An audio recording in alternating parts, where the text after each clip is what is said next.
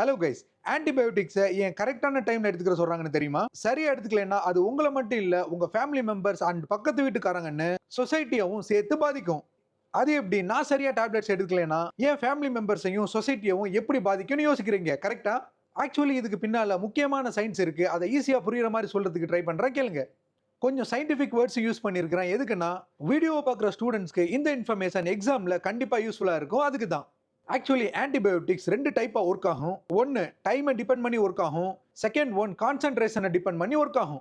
Antibiotics எடுத்ததும் ஆன்டிபயோட்டிக்ஸை நம்மளோட பாடி observe பண்ணி ரத்தத்துல கலக்கும். ஸோ மெடிசன்ஸ் எடுத்த உடனே மெடிசன்ஸ் நம்மளோட பிளட்ல அதிகமான கான்சென்ட்ரேஷன்ல இருக்கும். இதை சிமேக்ஸ்னு சொல்லுவாங்க.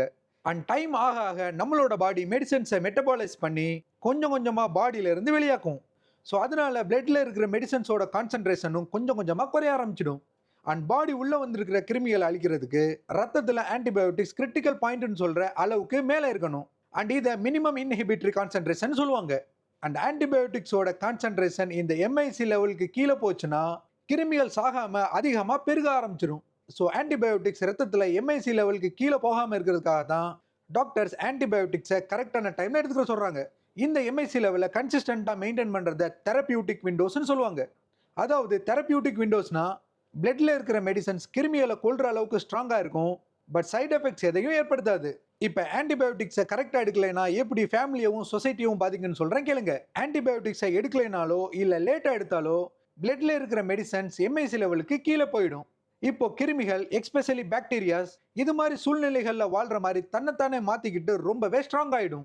ஸோ இது மாதிரி உருமாறின பாக்டீரியாஸை நார்மல் ஆன்டிபயோட்டிக்ஸ்னால கண்ட்ரோல் பண்ண முடியாது. அண்ட் இதைத்தான் ஆன்டிபயோட்டிக் ரெசிஸ்டன்ஸ்னு சொல்லுவாங்க. அண்ட் இது ரொம்ப ரொம்ப ஆபத்தானது. எப்படின்னா இது மாதிரியான பாக்டீரியாஸ் உங்கள்கிட்ட இருந்து உங்க ஃபேமிலி மெம்பர்ஸ்க்கோ இல்ல உங்களோட நெய்பர்ஸ்க்கோ பரவுச்சுன்னா அவங்களுக்கும் நார்மல் ஆன்டிபயோட்டிக்ஸ் வேலை செய்யாது. அண்ட் இன்ஃபெக்ஷன்ஸும் ரொம்ப நாளைக்கு குணமாகாம இருக்கும்.